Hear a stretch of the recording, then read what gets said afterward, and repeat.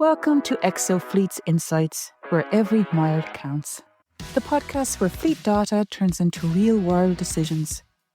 Each episode, we unpack what's really happening across mixed fleets, fuels and sites, and how better insights leads to better performance, lower costs, and fewer surprises on the road.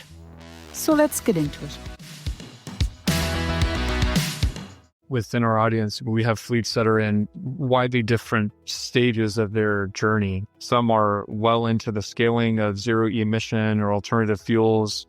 Some are in the middle of having just deployed a pilot and figuring out what's next. And others are maybe just taking their first steps along that journey. So if you were advising a fleet that's unsure about their next steps, what would you recommend that they should be doing now to just keep making progress? Sure. And again, if they've already started with a pilot project, make sure you're collecting data.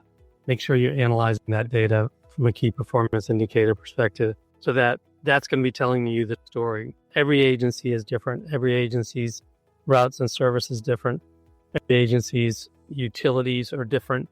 So you'll be experiencing different costs for both the fuel and the infrastructure.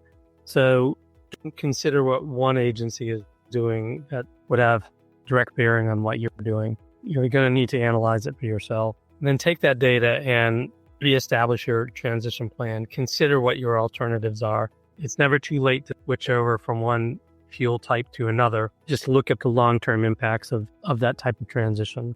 I think that's really well said, Steve. And I think the undercurrent that I take away from that is just the importance of having the right information available to you and the right partners and or systems that can help you interpret that information. I mean, these are no longer the days of, purely mechanical systems. We're working with very smart technology. There's a lot of new information available, and what comes with that can be confusion. Too much information is noise, but at the same time, there's a lot of valuable information out there that can be used either in a planning or an operating or a scaling context. And Steve, you and I have worked on a number of projects together over the years. But would you be able to share any insight on, positive or unexpected realities that you've seen from deployments in the field?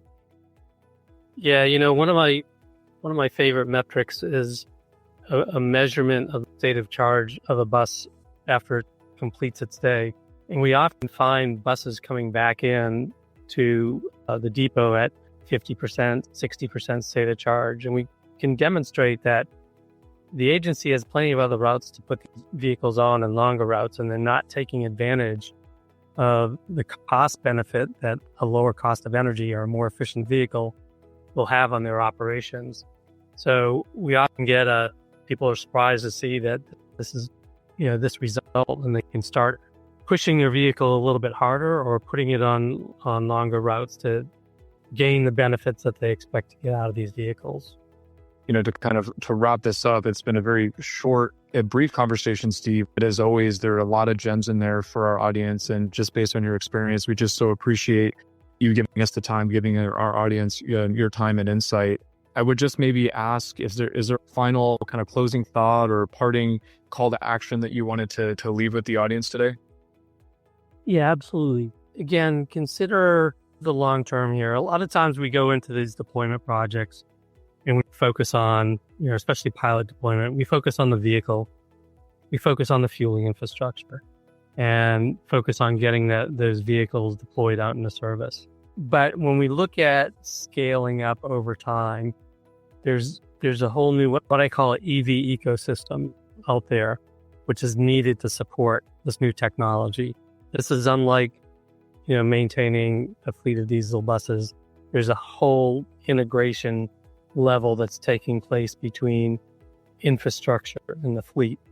And you're going to need the right tools to effectively collect data and manage these systems. So it's really important to find a partner that really understands what that EV ecosystem looks like and how to best address the systems that are needed to replace what your legacy systems are.